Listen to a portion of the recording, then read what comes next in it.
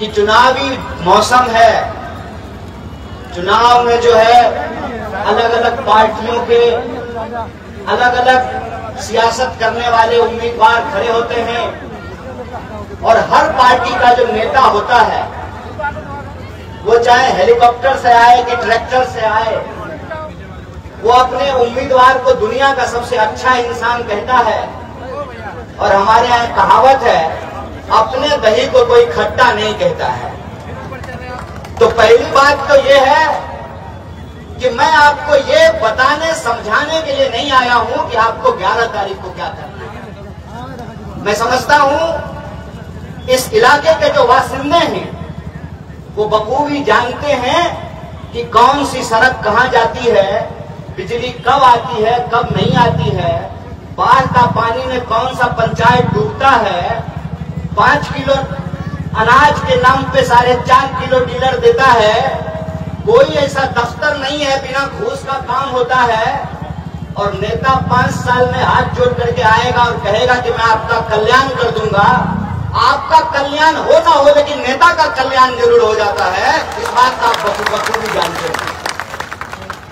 तो आप ये मत सोचिए, वैसे भी हमारे जो प्रत्याशी हैं, हुड्डा साहब ने कहा कि वरिष्ठ नेता हैं, वरिष्ठ नहीं हुए हैं अभी, आप लोगों की दुआ रही तो जल्दी ही वरिष्ठ हो जाएंगे।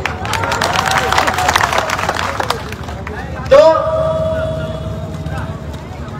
आपको मैं समझा बता नहीं सकता क्योंकि आप हमसे ज्यादा तजुर्बेकार हैं, हमारी माताएं बहची हुई हैं, हमारे बुजुर्ग हैं, यहाँ पे नौजवान दोस्त हैं, उनको मालूम है कि सही क्या है और गलत क्या है। लेकिन मैं आपसे कुछ ऐसी बात करना चाहता हूं जो हम अपने रोजमर्रा के जीवन में अक्सर भूल जाते हैं, हमको याद नहीं रहता है। वैसे भी आजकल मोबाइल पे रील देखने में पहला रील से 5वां रील पे पहुंचिएगा तो भूल जाइएगा कि पहला रील कौन सा देखे थे। और मजेदार प्रधानमंत्री इस देश ने चुना है, वजीर आजम खुद भी रील बना रहे हैं और पूरा का पूरा मंत्रिमंडल ही रील बना रहा है। और भाषण देने के लिए आते हैं तो कहते हैं कि डेटा सस्ता हो गया है, इसलिए मोबाइल से रील बना करके आप लोग भी करोड़पति हो जाइएगा। चाचा खेला करते हैं, अमित शाह का बेटा जैसा से काहे नहीं रील बनवाते हैं, उसको तो बीसीसीआई का सेक्रेटरी बना दिए हैं। हमसे कहते हैं रील बनाइए। ये बात मैं आपसे कहने के लिए आया हूं और आपसे 2-4 मैं दिल की बात करूं उससे पहले मैं बहुत शुक्रिया अदा करना चाहता हूं हमारे लोकसभा के मेंबर, आपके सांसद डॉक्टर जावेद साहब का, कांग्रेस पार्टी के जिला अध्यक्ष का, और जयपुर से चल करके आए हैं हमारे एमएलए साहब रफीक भाई, और इनका स्ट्राइक रेट बहुत अच्छा है। पिछली बार हम लोग कैंपेन कर रहे थे और ये जहां पे ऑब्जर्वर थे तो इनको जितना सीट पे ऑब्जर्वर बनाया जाता है ये सब चुनाव जीत जाते हैं। अगली बार इनको बनारस का ऑब्जर्वर बनाना है। मैं कहता हूं कि अगली बार इनको बनारस का ऑब्जर्वर बनाना चाहिए। इनका स्ट्राइक रेट बहुत सुंदर है कि आप लोगों ने कुछ दिन पहले मीडिया में एक बड़ा बवाल सुना होगा। बवाल ये था कि हर बार की तरह इस बार भी सरकार ने यह फैसला किया कि हम जबरदस्ती भलाई करेंगे। जैसे जबरदस्ती पकड़ करके वो भलाई करना चाहते थे किसानों का, और किसानों ने उनसे मांगा नहीं था, किसान उनसे फसल का दाम मांग रहे थे। लेकिन प्रधानमंत्री ने कहा जबरदस्ती पकड़ करके हम किसानों की भलाई करेंगे, और उनकी भलाई के लिए वो 3 कानून लेकर के आए। किसान उसका विरोध करने लगे, 1 साल तक विरोध किया। उसके बाद हरियाली आंसू बहा करके प्रधानमंत्री कह रहे थे, बहुत लाजवाब एक्टर है, एक्टिंग शानदार करते हैं।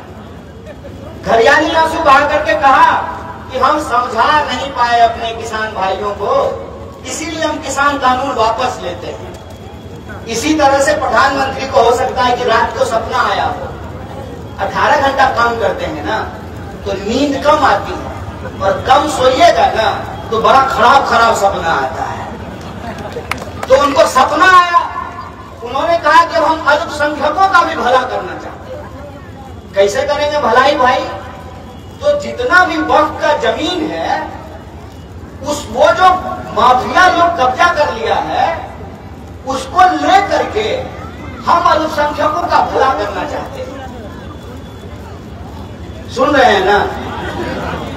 जंगल में एक बार मुनादी करा दी गई, हरिशंकर परसाई की कहानी है। जंगल में एक बार मुनादी करा दी गई कि जंगल में चुनाव होगा, और जंगल में जब चुनाव होगा तो जंगल में भेड़ों की संख्या ज्यादा होती है।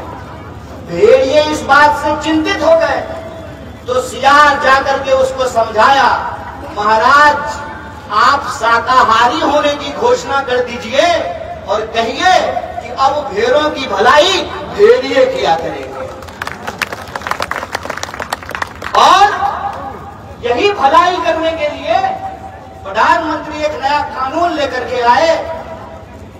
उस कानून की जब मुखालफत हो रही थी, मैं इसका जिक्र इसलिए कर रहा हूं, जब उस कानून की मुखालफत हो रही थी, सरकार की तरफ से कमेटी बनाई गई थी, और उस कमेटी में किशनगढ़ की आवाज गूंज रही थी, किशनगंज की आवाज गूंज रही थी। आपका सांसद डॉक्टर जावेद आपके हक के लिए लड़ रहा था। इसीलिए पहली बात मैं आपसे ये कहता हूं कि अपना प्रतिनिधि चुनना जरूरी होता है। कई बार आप लोगों से बात करेंगे तो कहेंगे वोट दिए, क्या हो जाएगा वोट देकर? कौन सा जो है हमारा जिंदगी बदल जाएगा? कौन हमको क्या दे देगा? हमको कोई मतलब नहीं है। अरे महाराज, कि वोट कोई वरदान है, कि वोट कोई भीख है? ये वोट जो है सड़क के किनारे पैदा हुआ कोई झड़बेर है क्या, कि जिसको मन करे पत्थर मार करके जो है पेड़ तोड़ ले? ये वोट का अधिकार हमारे जीने का अधिकार है, हमारे लोकतंत्र का अधिकार है, हमारे जमहूरियत का अधिकार है। वोट का अधिकार नहीं होता, ईमानदारी से बताइए। हो सकता है बहुत सारे लोग हेलीकॉप्टर देखने के लिए भी आए हों, आए हैं ना? अगर वोट का अधिकार नहीं होता तो ये हेलीकॉप्टर आपके गांव में उतरता, कि कोई नेता लोग आपके बीच में आता, कोई हाथ जोड़ करके आपसे वोट मांगता? ये वोट का अधिकार है कि हेलीकॉप्टर पर उड़ने वाले का भी वोट एक है और ट्रैक्टर पर चलने वाले का भी वोट एक है। ये वोट का अधिकार है कि मंदिर जाने का भी एक वोट, मस्जिद जाने का भी एक वोट, गिरजाघर जाने का भी एक वोट, गुरुद्वारा जाने का भी एक वोट, स्कूल जाने वाले का भी एक वोट, और अस्पताल जाने का भी एक वोट है। क्या मैडम? एसपी का भी एक वोट और दरोगा का भी एक वोट ना, डीजीपी का भी एक वोट और मुख्यमंत्री का भी एक वोट। अगर ये एक वोट का अधिकार नहीं होता तो ये जो नेता अपने ईमान को बेचते हैं, इस देश की धन संपदा को गिरवी रखते हैं, जो 200 साल तक अंग्रेजों की गुलामी करते रहे, ये नेता कभी भी आपके सामने हाथ जोड़ करके खड़ा नहीं होते। इस बात को याद रखिएगा। ये लोकतंत्र की ताकत है, ये जमहूरियत की ताकत है, ये ताकत आपके हाथ में है। और जब आप अपने ताकत का सही इस्तेमाल करते हैं तो उस इस्तेमाल से आपको भले नजर नहीं आए, जब आप अपनी आवाज को चुनते हैं तो आपके अधिकारों के लिए कोई संसद में लड़ता है, कोई विधानसभाओं में लड़ता है, कोई सड़कों पे लड़ता है। और जो लोग जेलों में बंद कर दिए गए हैं, जिनकी आवाज खामोश कर दी गई है, मीडिया को खरीद लिया गया है, धन दौलत के दम पर जमहूरियत को गुलाम बनाने की जो साजिश चल रही है, उस साजिश का मुकाबला अगर कोई कर सकता है तो आपका वोट का अधिकार कर सकता है, आपके वोट का एक अधिकार कर सकता है। और देखिए मजेदार बात क्या है,